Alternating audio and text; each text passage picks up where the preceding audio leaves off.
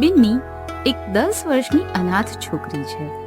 તે તેના ફોઈફુવા સાથે ઓસ્ટ્રેલિયામાં રહે છે.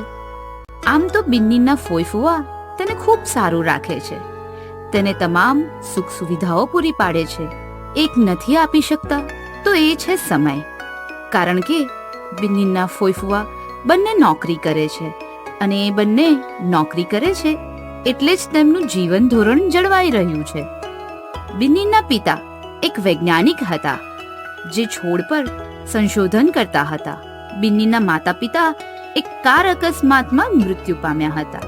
આમ બિન્નીના જીવનમાં જો કોઈ ખુશીની વાત હોય તો બસ તેનો એક મિત્ર પેક્સ, કે જે તેના ઘરની બાજુમાં રહેતો હતો અને બિન્નીનો ક્લાસમેટ પણ હતો.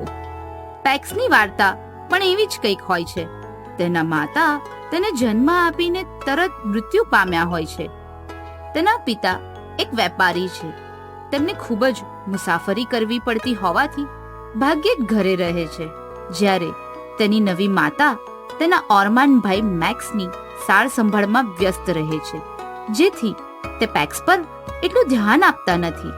વળી પેક્સના પિતા તેની માતાને પૂરતો સમય આપી ન શકતા હોવાથી એ ગુસ્સો પણ પેક્સ પર જ ઉતારતા હોય છે. આમ પેક્સ અને બિન્ની બંને સમદુખિયા છે.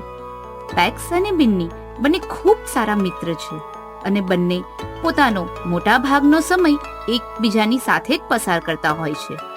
પેક્સને બિન્ની પ્રત્યે ખૂબ જ લાગણી હોય છે. આમ બિન્નીનું જીવન એકંદરે સારું છે, પરંતુ ક્યારેક ક્યારેક માતા પિતાની યાદ આવતા બિન્ની દુખી થઈ જાય છે. તે વિચારે છે કે ભગવાને મારી સાથે જ કેમ આવું કર્યું. ઓસ્ટ્રેલિયાના કોઈ એક શહેરના રહેણાંક વિસ્તારનું દ્રશ્ય. સાંજનો સમય. તેમાં એક સુંદર મજાના ઘરનું દ્રશ્ય. તે બિન્નીનું ઘર છે. બિન્ની ઉપરના માળે તેના સ્ટડી રૂમમાં છે અને પોતાનું હોમવર્ક કરી રહી છે. એટલામાં નીચે ડ્રોઈંગ રૂમમાંથી મીનુ ફોઈનો અવાજ સંભળાય છે. ફોઈ કહે છે, બિન્ની ડિયર, અમે એક બિઝનેસ ટ્રીપમાં જઈ રહ્યા છે.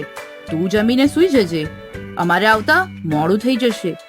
બિન્ની તેના સ્ટડી રૂમમાંથી નીચે આવે છે.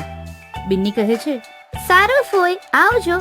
ફુવા, તમે મારી સહેજ પણ ચિંતા ન કરશો. ફોઈ કહે છે, સારું ડિયર, મોડે સુધી જાગતી નહીં, સૂઈ જજે. બિન્ની કહે છે, સારું ફોઈ, આવજો. ફુવા, આવજો. બિન્ની જમે છે, તેનું હોમવર્ક પૂરું કરે છે અને પથારીમાં આડી પડે છે. તેના હાથમાં માતા પિતા સાથેનો તેનો ફોટો છે જ્યારે તે 3 વર્ષની હતી. તે ફોટાને બચ્ચી ભરે છે અને ધીમેથી બોલે છે, મમ્મી પપ્પા, તમે મને છોડીને કેમ જતા રહ્યા? મને તમારી બહુ યાદ આવે છે. પછી એ ઉપર જોવે છે અને કહે છે, ભગવાન, તમે મારી સાથે કેમ આવું કર્યું? મને તેમના વગર એકલું લાગે છે. અને રડતા રડતા સૂઈ જાય છે. બિન્નીના ઘરની બાજુના ઘરનું દ્રશ્ય. સવારનો સમય. એક સ્ત્રી તેના બાળકને નવડાવીને તૈયાર કરી રહી હોય છે. તે મોટેથી બૂમ પાડે છે, પેક્સ, તું તૈયાર થયો કે નહીં? તારી સ્કૂલ બસનો સમય થઈ ગયો છે. હજી તારે નાસ્તો કરવાનો પણ બાકી છે. પેક્સ કહે છે, હા મમ્મી, બસ આવ્યો. તેની મમ્મી કહે છે, કોણ જાણે આ ક્યારે સુધરશે? એકઈ કામ સરખી રીતે નથી કરતો. ફૂટલા મારા નસીબ કે મારા માથે પડ્યો છે. તેના પપ્પાને તો જોવાનો સમય નથી.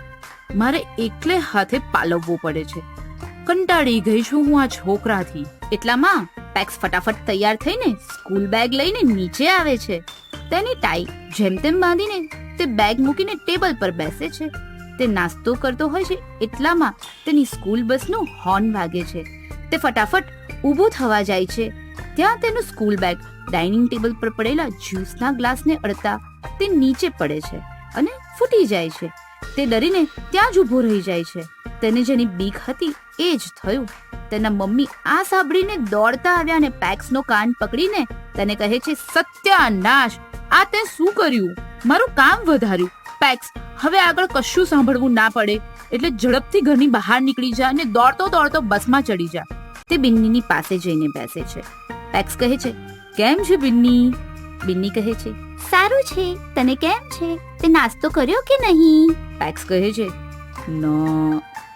બિન્ની તેના બેગમાંથી સેન્ડવિચ કાઢે છે. બિન્ની કહે છે, મને ખબર હતી કે આજે પણ તે સવારનો નાસ્તો નહીં જ કર્યો હોય, એટલે હું તારા માટે સેન્ડવિચ બનાવીને લાવી છું.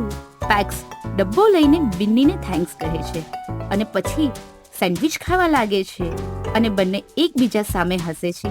ત્યાં તેમની નિશાળ આવી જાય છે.